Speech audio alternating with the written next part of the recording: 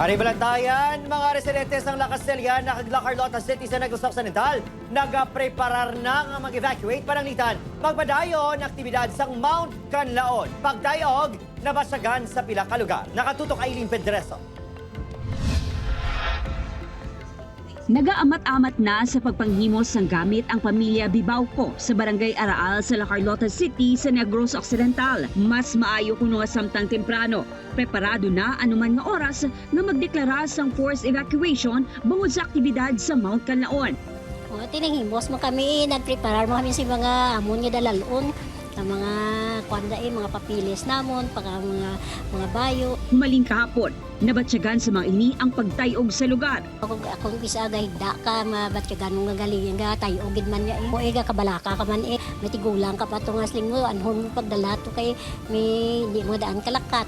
Magluwas sa Barangay Araal, ginatutukan man ang Barangay Yubo, San Miguel, kaghagimit nga malapit sa bulkan.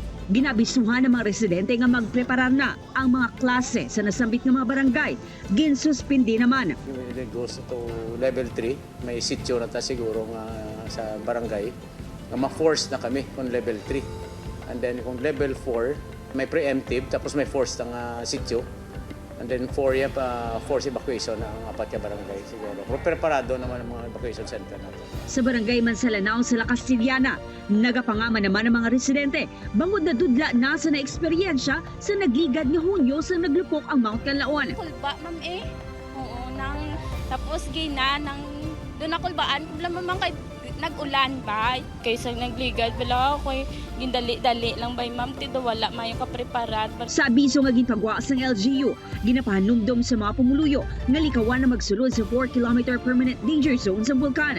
Sa sulod ng 24 oras, 337 volcanic earthquakes ang namonitor sa Mount Canlaon. Nagapabilin sa alert level 2 ang bulkan na nagbuga sa masobra 9,000 tonelada sa kasupre. For mga areas na affected sa sulfur dioxide, medyo mataas ang ginapagwa na concentration sa sulfur dioxide sa Canlaon. Ang aton nga recommendation is that you limitahan mo ang exposure sa SO2, avoid outdoor activities. Upod Caruel Bangoy, Aileen Pedraso, 1 Western Visayas.